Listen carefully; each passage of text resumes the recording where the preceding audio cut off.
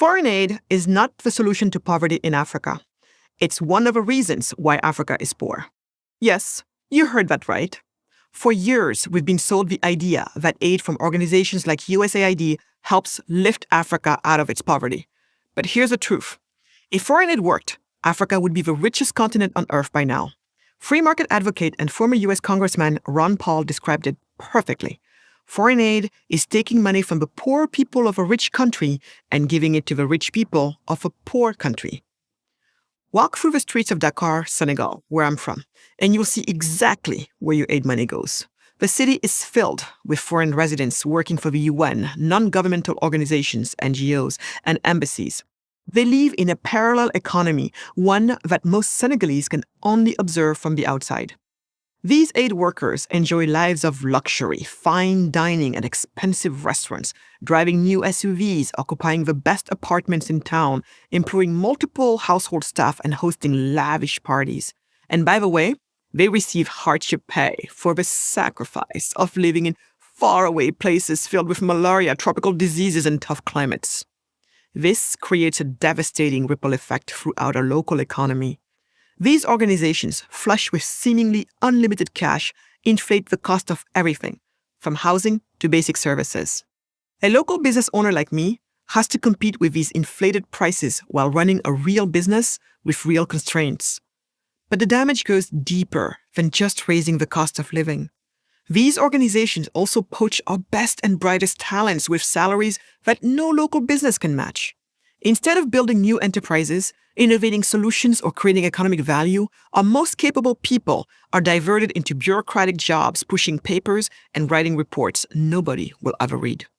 I've seen brilliant minds reduced to professional workshop attendees, moving from one donor-funded meeting to another, producing nothing of lasting value. When I travel across Africa, I don't see sustainable prosperity created by aid programs. Instead, I see the destruction of local markets and the creation of dependency cycles. Consider what happens in our villages. When free mosquito nets arrive, local merchants who sell them go bankrupt. The same thing happens with shoes. Donated shoes flood local markets, making it impossible for local shoe manufacturers to compete. And the desperately needed food aid? Much of that gets hijacked by corrupt government officials and sold at below market prices. African farmers can't compete against this free food. So they stop farming and move into the already crowded cities. Local food-producing ecosystems are destroyed, which only worsens the hunger problem. These are the real costs of humanitarian aid. To be clear, I'm not speaking about aid in response to an emergency like a natural disaster. But these disasters are rare. Development aid is an ever-flowing river of money and goods, and it's destroying a continent. Like all government-sponsored efforts, this is as true within the US and Europe as it is in Africa. There is no accountability for the money spent. The budgets of these aid organizations make no sense in any real-world context. They measure success by money spent and goods distributed, not by actual economic development or the creation of profitable businesses. Even more frustrating is how this system creates a culture of dependency that diminishes Africans' dignity. The narrative becomes one of Africa needing constant help, rather than Africa needing fair opportunities to compete and grow. When you think of Africa, what comes to your mind? Dynamic entrepreneurs or starving children? I thought so. I recently approached the head of a San Francisco venture fund looking for investment in a business I wanted to start in Africa. He didn't want to give me capital. He wanted to give me charity. Can we dig wells? He asked. They need fresh water, right? That's what got him excited. Condescension cloaked in do-goodism. That's the typical Western attitude toward Africa. Foreign aid indeed creates jobs and careers, just not for the people it's supposed to help.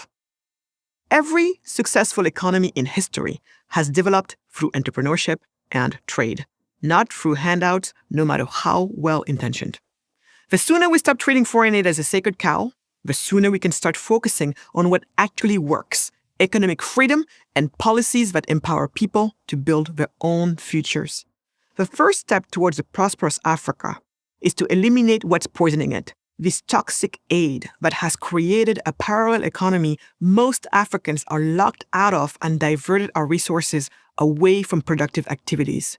Only then can we build the Africa we know is possible, where ambition is rewarded, dignity is preserved, and prosperity is created for our own efforts rather than the misguided kindness of strangers. Africa doesn't need more foreign aid. It needs more freedom. I'm Magat Wade, author of The Heart of a Cheetah, How We've Been Lied to About African Poverty and What That Means for Human Flourishing, for Prager University.